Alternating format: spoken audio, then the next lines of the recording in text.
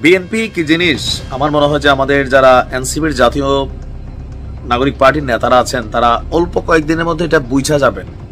আর ইতিমধ্যে অনেক কিছু বুঝা গেছেন, আরো অনেক কিছু বোঝার বাকি আছে।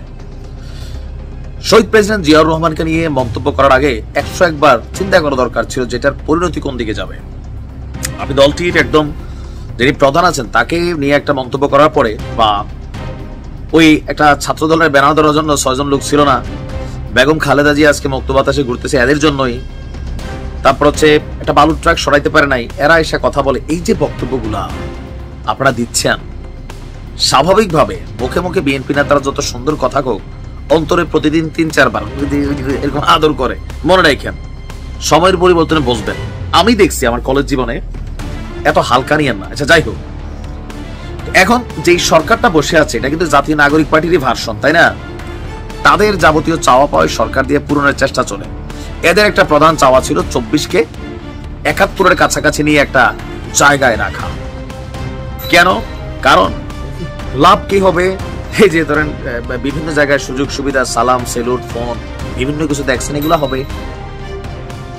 যারা মানে আজীবন একটা দাম পাবেন এরকম, মানে 1971-এর যেই মুক্তিযুদ্ধ আর 24কে নিয়ে এরা গোলায় ফেলতেছে। আর এই গোলানোর কাজটা করতেছে কারা? যারা রাষ্ট্রের 7 মাস সময় ধরে টাকা পয়সা খাইয়া সংস্কারের জন্য কাজ করছেন, তারা সংস্কার কমিশন মানে জাতীয় ঐকমত্য কমিশনের কাছে সংস্কার সংক্রান্ত আপনার যেই বেশ কিছু জিনিস প্রকাশ হয়েছে সেখানে গিয়ে বিএনপি তাদের রিয়াকশন দিছে। এখানে মেইন রিয়াকশন কোনটা? বাংলাদেশ রাষ্ট্রের নাম পরিবর্তন। এটাও এনসিপির নেতাদের চাওয়া, যে মাহফুজ, তারপর হচ্ছে এই আসিফরা, তাদের সবারই চাওয়া বাংলাদেশের রাষ্ট্র নাম জনগণতান্ত্রিক এরকম দিয়ে আসবে। কিন্তু বিএনপি মনে করছে এটা দরকার নাই।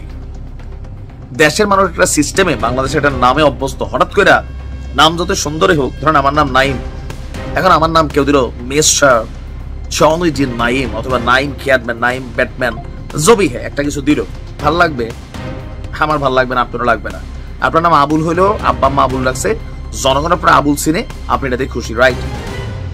বিএনপি মনে করছে যে এই জায়গায় এটা দরকার নাই, এটা অপ্রয়োজনীয়। নাম্বার 1। নাম্বার 2, 1971 সালের স্বাধীনতা যুদ্ধের সঙ্গে 2024-এর গণঅভ্যুত্থানকে এক কাতারে নিয়ে আসার যে বিষয়টা সামনে আসছে, এটা নিয়ে বিএনপি দ্বিমত প্রকাশ করছেন। দলটির স্থায়ী কমিটির সদস্যরা গতকালকে নানান বক্তব্য দিয়েছেন। সেই বক্তব্যে আমরা দেখছি যে আপনার সালাউদ্দিন বলছেন 5টি সংস্কার কমিশনের প্রতিবেদনের উপর তারা যে স্প্রেডশিট আমাদের দিয়েছিলেন তার উপর আমরা বিএনপি থেকে মতামত দিয়েছি। তো ওনার বক্তব্য কি? যে প্রশাসন, দুদক, বিচার বিভাগ, নির্বাচন ব্যবস্থা, আর এখানে আরেকটা দিয়েছেন তারা সংবিধান সংস্কার। তা আমি সংবিধান সংস্কার ইস্যুটা আনি, এটাও ছাত্রদের খুব একটা ইচ্ছা। গণপরিষদ নির্বাচন, এখন বেসিক্যালি গণপরিষদ নির্বাচনটা হয় যখন একটা রাষ্ট্রের জন্ম হয়, সেই রাষ্ট্রের সংবিধান থাকে না, সরকার থাকে না, তখন একটা নির্বাচন হয়ে একটা সরকার গঠিত হয় অথবা একটা সংবিধান তৈরি হয়। বিএনপি মনে করছে আজাইরা জিনিসের দরকার নাই। নাম্বার 1। নাম্বার 2, সংবিধানে যে বিষয়টি থাকার কথা ছিল সেটা তারা উল্লেখ করেনি। সংবিধানের প্রথম পৃষ্ঠাকে পুরোপুরি সংশোধনের প্রস্তাব আসছে, অনেকটা রিরাইটের মতো, যেখানে 71 সালের স্বাধীনতার সাথে 24-এর অভ্যুত্থানকে এক কাতারে নিয়ে আসা হয়েছে। যেটা এক কাতারে রাখাকে আমরা একমত বলে মনে করি না আপনার, সেটা তারা পরে প্রকাশ করবেন। তারপর রিপাবলিক দিয়ে রাষ্ট্রের নাম পরিবর্তন। বাংলার মধ্যে জনগণতন্ত্র বা নাগরিকতন্ত্র লিখতে চান, এটার প্রয়োজন নাই বলে বিএনপি মনে করছেন। মৌলিক অধিকার বা মূলনীতির ক্ষেত্রে ব্যাপক পরিবর্তনের কথা বলেছেন, কিন্তু আমরা প্রস্তাব করছি সংবিধানের যেসব ধারা রয়েছে তার মধ্যেই স্টেক হোল্ডারদের সাথে আলোচনা করে মূলনীতি ক্ষেত্রে সংশোধনী আনা যায়।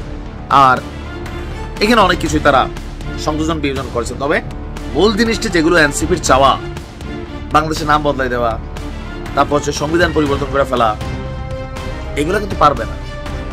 বিএনপি কোন লেভেলে গিয়ে এদেরকে খেলবে, যারা বুঝে তারা বোঝেন, তারা বোঝেন না তারা সামনে বসবেন। কারণ লুৎফুজ্জামান বাবরের একটা ভাইরাল ডায়লগ ছিল, উই আর লুকিং ফর শত্রুস। মাথায় রেখেন। ভালো থাকুন।